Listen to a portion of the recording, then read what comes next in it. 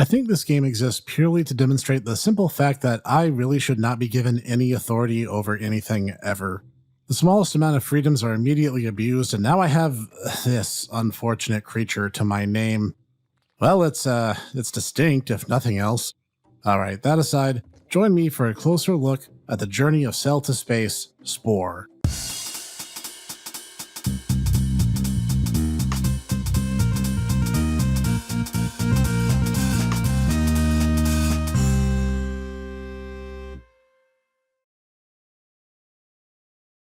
Greetings everyone, this is the Hipster Snek, and today we'll be looking at the 2008 title that got everyone's hopes up, probably none more so than Will Wright himself, Spore.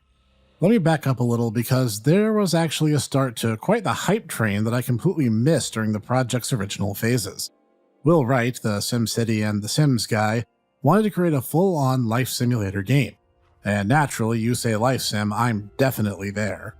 Effectively forming the premise of playing personal deity over your own specific lifeform as it arrives via meteor, and conveniently sidestepping that whole bothersome creationism versus evolution debate entirely on a procedurally generated planet to call its homeworld. However, this was met with some problems early on, as the original pitch of the game was to make a much more lifelike vision of the process, something that schools and colleges were looking towards as full-on teaching age for biology class kind of thing. This realistic, intrusive look upon the journey of single-celled lifeforms' ambitions towards planet-wide domination never came to fruition, as fairly early on its cartoony exterior soon came to be the look of the game. Around this time was when I first heard about the game, and lifelike or not, I was on board. It looked fun, and then Controversy 2 struck, and I would be remiss if I didn't talk about it. EA went and pulled an EA and added some good old-fashioned digital rights management or DRM software, limiting the installations from the disk to 3 machines. They claimed this was their way of fighting piracy, and then failed to mention that even minor hardware upgrades counted as an installation on a new machine, and anyone with a brain saw precisely what the writing on the walls actually was, as this was a lazy attempt to stall second-hand software sales of used copies of the game. By the way, nothing on the box, disc, manual, or EULA mentioned anything about this. This resulted in Spore being the most widely pirated game of 2008, mere days prior to its launch. I wanted to address this up front because 1, it technically doesn't impact the gameplay itself, but 2, it's too noteworthy not to bring up.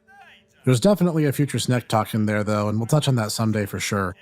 But now the scene has been set, let's dive into the game itself. For starters, the game looks good. It's very colorful and bright, very eye-catching. The creatures that Max's team populated the universe with, independent to player creations, are all interesting on their own, and oh yeah, about that. There was actually an online encyclopedia of all creations, user and Max's team alike.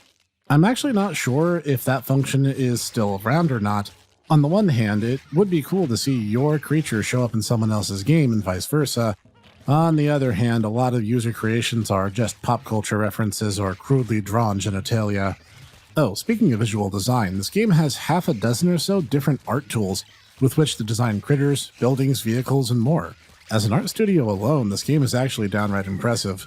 A lot of time went into these elements, and the sheer elasticity of it all lets you compile them in just about any way you'd see fit, provided you're okay with creatures that are always bilaterally symmetrical. No way to turn that off except to set it on the back or the belly of the creature in question. Sound-wise, the game has more ambient tracks than outright music, but it suits the mood fine. The sound effects are amusingly enough, largely stay in a safe, cartoony kind of presentation. Really solid aesthetic choices all the way down though, makes the game pleasant to play and watch. And the gameplay kicks off as we begin our life sim journey, now DRM free courtesy of Steam or GOG.com, by selecting a planet over which the course of our game will take place. Name it, and set some starting parameters on our little one-celled no-brain-having critter, and drop into our homeworld's oceans and make ourselves at home. We can begin our journey as an herbivorous or carnivorous critter, but nothing prohibits the player from either adapting an omnivorous mouth or, more amusingly, just slapping both mouths on the same creature because it's easier and somehow more optimal during the first leg of the game. Said first legless leg being the cell stage, which takes place in an overhead view style, watching our creature effectively swim about in 8 directions and eat to grow larger. We'll get to deal with enemies with quite the variety of ways of fending us off, including poisons or even an electrical gland that will zap approaching threats. Personally, I'm a simple, single-celled Snek, and I prefer the good old reliable defense that is impractically massive spikes on all angles of my tiny body, which will effectively render you invincible to all but the most gargantuan of threats. Poison and electricity have recharge times before you can use them again, but spikes are forever. Anyway, we eat our way to the top in the cell stage and, we're already done. Yeah, unless you are attempting some kind of sadistic challenge, you'll be done here before you've really gotten bored with the design. Death is a slap on the wrist, a mild inconvenience which loses you less than a handful of evolution points, which I guess is kind of a plus. Nothing forces you to leave immediately if you don't want to, but there's also nothing to gain by hanging around. So it's time to hit the beach and become a land creature, because the only things that stay in the ocean are terrifying, so nuts to that. Here, level 2 begins, the creature phase. First things first, remove all the accessories you had as a cell because they don't do anything now. Spikes are no longer forever, sad to say. Slap some legs on it, and this is too frustrating not to talk about. Games like Spore and Evo Search for Eden divide up their transitions so hard it doesn't even feel like a creature is actually evolving organically. Sure, the change in gameplay style from overhead free-floating action game to decision-based 3D, not really platformer survival trek is so stark that nothing you had before impacts what comes next. Some of them get new stats applied to them, but their utility all but vanishes, because other things you can't unlock prior to now suddenly get a bunch of RPG elements out of nowhere. So you basically reconfigure your creature, much as we had to back in my Evo review, when we went from Apex Predator Superfish to the lame Amphibian. So now our critter suddenly has legs, arms, and whatever else we want, because the best stats now matter more instead. Because the creature phase has us walk over land to other creature nests, where we can then choose to befriend them via dancing and posing. Doing this moves our progress bar 1 pip, and we can recruit members of that species to join us, but only if our dancing and posing is better than theirs. And no, I refuse to make a joke here. Read the original manga. That aside, we also have the option of driving the neighboring nest to extinction, which is the same but a lot more fun, gives us something to eat, and removes one more potential threat from our rise to global domination. But again, only if our attack parts are better than theirs. Yeah, this game thinks that grinding for random parts through boneyards is totally legitimately earned gameplay hours, apparently. Use the cheat console, makes the game more fun anyway. Anyhow, at the end of this journey, we enter yet another completely different genre altogether. The RTS, as it were, in the form of the tribal phase, where our critters are becoming numerous enough to have different regional tribes. Fun fact, any allied animals from the creature phase become livestock for your species, which is hilarious to me. Anyway, like before, you get some meaningless perks from your past phases and decide how to relate to the neighboring tribes. You either kill them, by murdering them all and claiming their totem, or by putting on concerts for them and befriending them, but only if your concerts are better than theirs and claiming their totems in peace. Once you fill your totem pole all the way up, that's literally it. This phase can last entirely longer than I make it sound, on account that AI tribes always get better resource drops than you and produce units way faster than you can. It's not hard, it's just really tedious. Speaking of, it's time for a new RTS segment, Civilization Phase.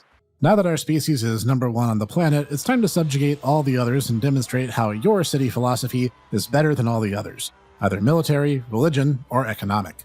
The differences are purely cosmetic, as you'll still do it via tanks, planes, and ships, and presumably by making allies with your next-door neighbor as soon as the game begins to ensure that you don't fight a war on 2 fronts, or at least that's sure what I did. When all non-allied nations surrender, or you massacre them all depending on how petty you feel at the moment, the game enters its final and open-ended stage, the space phase.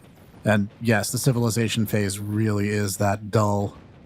And space really feels what the game was trying to be the entire time. You fly around, establish colonies, grow your empire, engage in diplomacy with the very reasonable aliens who do not at all ask for stupid things, and terraform their planets out of existence for the less agreeable ones. I find it sends a certain subtle message when instead of destroying militaries outright, you literally just render their home planets inhospitable, blighted wastelands in your wake when they refuse to just sell them to you like they should have in the first place.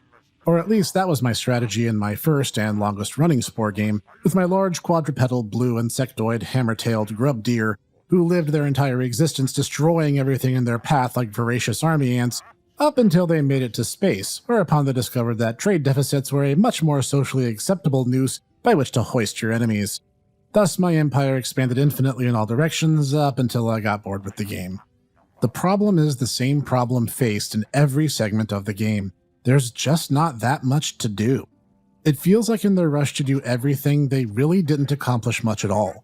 So much so, I think it would have served them better to make Spore a trilogy of games, starting with the cell and creature phases as Game 1, making it a survival-style game that focuses on your changes gradually over time and meeting new interesting challenges, many of which could come from the environment itself, or natural trade-offs where one aspect of the creature must be given up for another. Like making creatures with multiple legs have an advantage when milling up mountainous terrain, or weight limits on creatures who have wings, or more diverse combat mechanics making them more of an action title with less focus on individual part stats. Game 2, then, could be the tribal and civilization phases, with strong RTS mechanics and focus on shaping your now intelligent creatures to their utmost. Then, lastly, a Game 3 being a robust, vast space phase that didn't necessitate the expansion packs and spin-offs like Spore Galactic Adventures, Dark Spore, Spore Hero, and so on. Then we would have had a really solid, well-loved game trilogy that lasts hours upon hours and be generally closer to Will Wright's original vision, instead of the mishmash of mediocre blancmange porridge where half of it's unplayable because EA disconnected the servers, and the other half is unplayed on account no one wants to play anymore. Because right now, that's what it boils down to. Spore as a title is very okay at its very best, and all the hype in the world can't change it. It's a very alright title that can be beaten in a short afternoon instead of a set of games that could easily have set the bar for life simulator titles the world over, all because EA had to kick it out the door before it was even halfway ready to present itself to the world. And that really is a shame. There were times when I was really having fun in my time playing this title, just that they were too brief and too fleeting to justify long stints of grinding DNA points and space money just to get to the fun bits. This has been the Spore Snek, bringing today a Snek Sweet that should have been so much more. Did you play this game? What was your best run like? Did you think I was fair? Let me know in the comments below. If you liked today's video, be sure to tap the like button so I know. You can get more from me, either by hitting the subscribe and bell icons, or by joining us over at the Tomodachi Bros podcast, now hosted on this very channel, where we review anime, movies, play games, and more. I hope you continue to join me here for more obscure reviews, Indie X, Snek Tech, and more. And I will see you there.